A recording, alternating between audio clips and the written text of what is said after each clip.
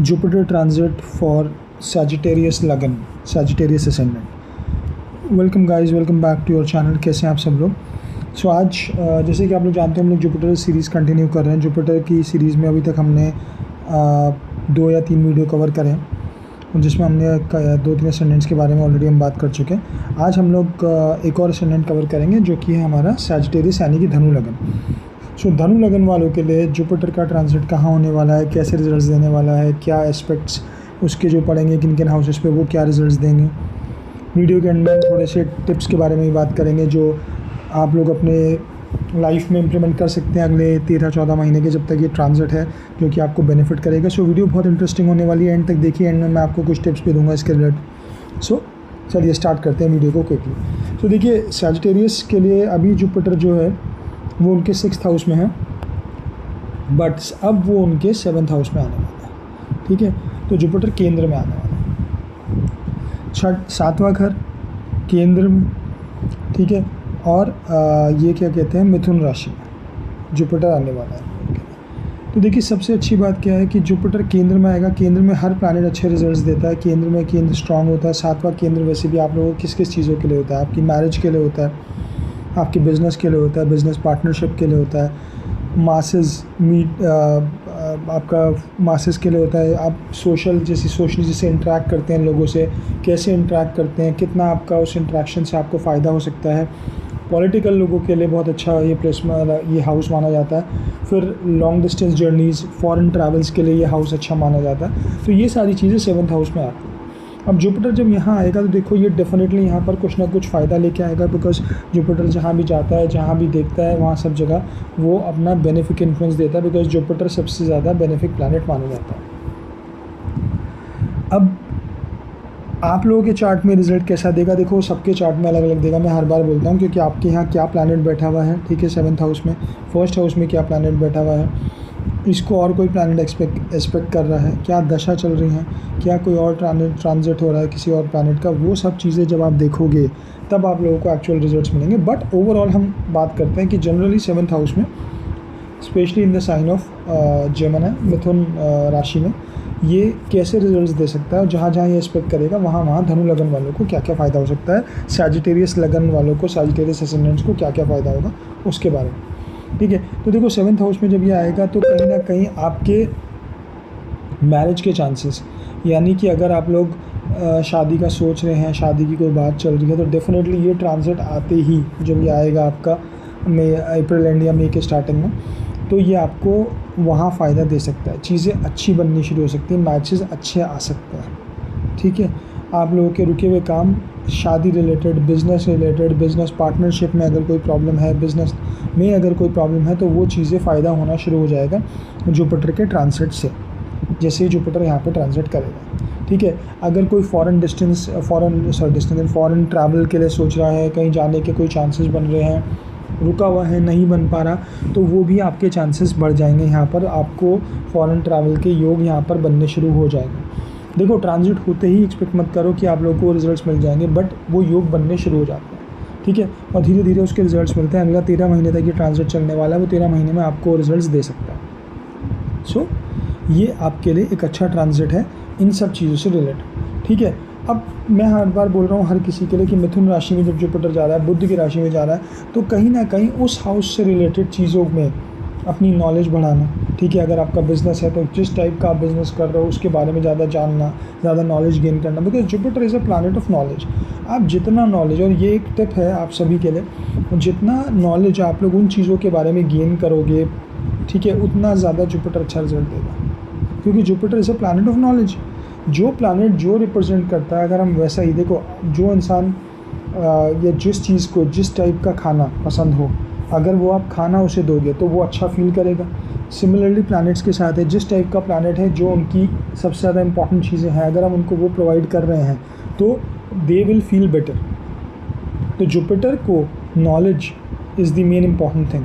तो जितना ज़्यादा आप लोग इस टाइम पर, स्पेशली मरकरी के हाउस में आ रहा है, तो यहाँ पर नॉलेज आप वैसे भी इधर की तरफ करोगे, आप सब लोग का एक नॉलेज की तरफ रुझान बढ़ेगा इस पूरे पीरियड में।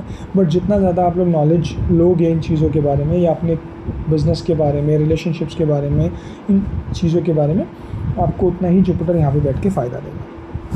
ठीक, अब हम देख लेते हैं कि जुपिटर यहाँ से आपके किन किन हाउसेस को देखेगा। देखो सबसे पहले तो आपके 11th हाउस को देखेगा, फिर आपके लगन को देखेगा और फिर आपके 3rd हाउस को देखेगा 7th हाउस में बैठ के। अब 11th हाउस क्या होता है? 11th हाउस होता है हर तरह की गेंस का, चाहे वो प्रोफेशनल गेंस हो, मॉनेटरी गेंस हो, ओवरऑल लाइफ के जो भी गेंस हैं वो 11th हाउस रिप्रेजेंट करता है। पद प्रतिष्ठा को रिप्रेजेंट करता है, ठीक है। तो नेटवर्क सर्कल को रिप्रेजेंट करता है, सोशल नेटवर्किंग को रिप्रेजेंट करता है, बड़े बहन भाइयों को रिप्रेजेंट करता है। तो देखो ये जो पीरियड है ना, ये आपका भाई बहनों के साथ बड़ा अच्छा रहने वाला है। क्यों रहने वाला है? 3rd हाउस और 7th हाउस दोनों ही, 3rd हाउस और 11th हाउस दोनों ही आपके छोटे बहन भाई और बड़े बहन भाई को रिप्रेजेंट करते हैं, ठीक है। तो इसका मतलब है कि जुपिटर का 9th और 5th एस्पेक्ट पड़ेगा, तो वहाँ पर डेफिनेटली आपके रिलेशनशिप उनसे अच्छे रहेंगे, उनके साथ संबंध अच्छा रहेगा, उनके साथ ज़्यादा मिलना जुलना होगा, ये सब चीज़ें होने के चांसेस काफ़ी बढ़ जाते हैं।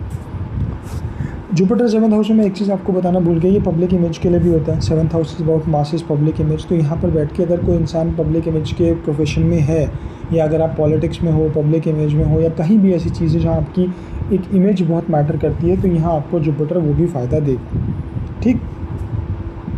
11th हाउस में ये आपको गेन्स देगा, वो मॉनेटरी भी हो सकते हैं, वो आपको करियर वाइज आपकी प्रमोशन अगर किसी का एक्सपेक्टेड है वो प्रमोशन मिलने के चांसेस बहुत ज़्यादा हैं, ठीक है। फिर आप अपने फ्रेंड्स वगैरह के साथ काफ़ी ज़्यादा इंटरेक्ट करेंगे, उनके साथ सोशली कनेक्ट होंगे, सोशल नेटवर्क बढ़ने के बहुत ज़्यादा चांसेस हैं। तो देखो अगर कोई इंसान जिसकी पब्लिक इमेज का है या कोई सोशल मीडिया से कनेक्टेड है, वहाँ पे अपनी चीज़ों को बढ़ाना चाहता है, तो ये पीरियड अच्छा है। क्यों? क्योंकि 7th हाउस 11th हाउस दोनों कनेक्ट होगा जुपिटर की वजह से, ठीक है। और ये दोनों ही हाउस आपके इमेज को इम्प्रूव करने के लिए, बढ़ाने के लिए, वहाँ फ़ायदा देने के लिए बहुत काम में आता है। तो यहाँ पर बैठ के आपको उस चीज़ का फ़ायदा मिलेगा, ठीक। अब जुपिटर आपके लगन को देखता है। लगन क्या है? देखो लगन तो आप हो, ठीक है। आपकी इच्छा है, आपकी विल पावर है, आपका अपनी बॉडी है। तो ये टाइम जो है आपकी हेल्थ के लिए अच्छा रहने वाला है, और मोस्ट प्रोबेबली ज़्यादा चांसेस ये हैं कि आप लोग अपनी हेल्थ की तरफ बहुत ज़्यादा ध्यान दोगे, अपनी बॉडी की तरफ अपना। या हो सकता है कुछ लोग जिम में चले जाएं, जिमिंग करें, बॉडी बिल्डिंग करें, या फिट रहने के लिए कोशिश करें, योगा करें, एरोबिक्स करें।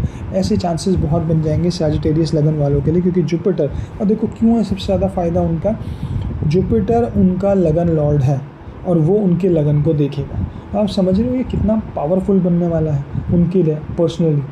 तो ये धनु लगन वालों के लिए बहुत अच्छा ट्रांजिट रहने वाला है। तो इसका ज़्यादा से ज़्यादा फ़ायदा उठाइए अपनी बॉडी का। अपना अगर आप कुछ चाहते हैं, जिमिंग कर रहे हैं, एक्सरसाइज कर रहे हैं, तो ज़्यादा से ज़्यादा, अगर नहीं कर रहे हैं तो उसका फ़ायदा उठाएं, करें। और आप देखेंगे कि आपकी बॉडी में वो कितना फ़र्क लाएगा, आप फिज़िकली कितना एनर्जेटिक फील करोगे इस पीरियड में। तो मेरा रिकमेंडेशन ये है कि आप लोग करो, ज़्यादा से ज़्यादा एक्सरसाइज करो, अपनी नॉलेज बढ़ाने की कोशिश करो। देखो लगन क्या है? लगन आप हो, जुपिटर क्या है? नॉलेज है।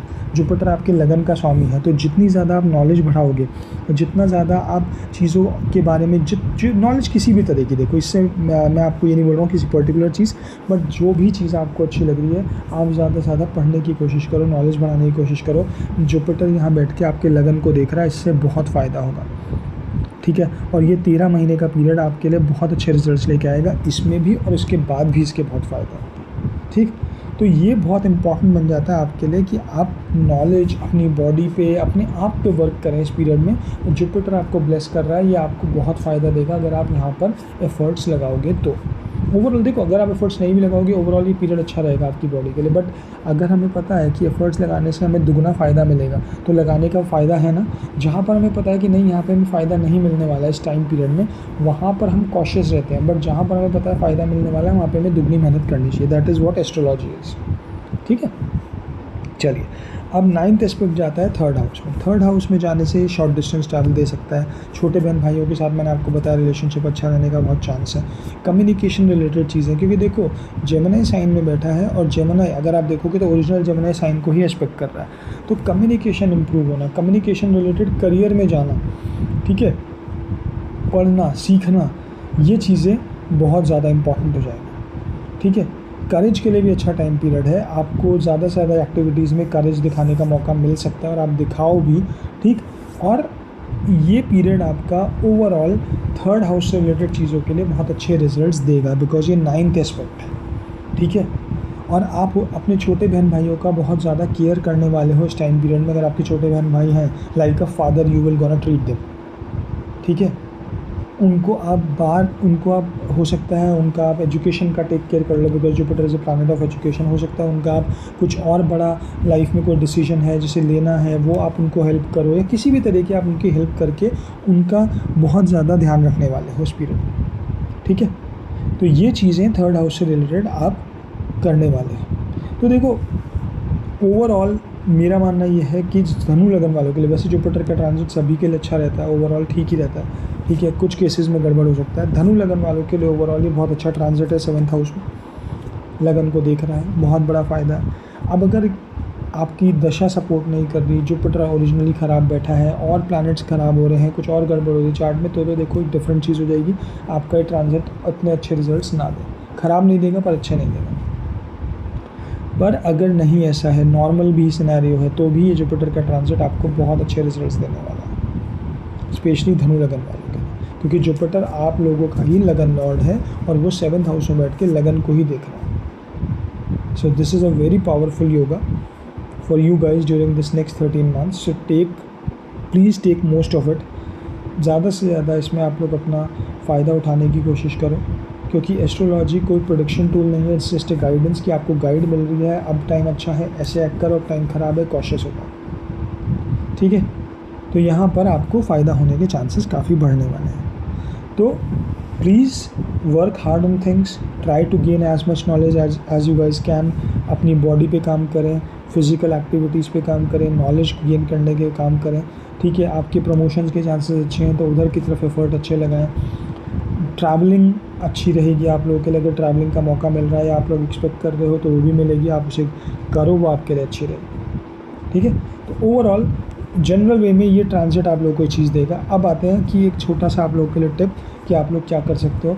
जुपिटर के लिए सबसे इम्पॉर्टेंट चीज़ है, देखो या तो आप थर्सडे के दिन, वैसे तो आप लोग रोज़ करो तो बहुत अच्छा है, ठीक है। आप लोग रोज़ नहीं कर सकते तो कम से कम थर्सडे के दिन हल्दी का तिलक लगाओ, माथे पे लगा सकते हो लगाओ, नहीं तो पहली उंगली पे लगाओ, ठीक।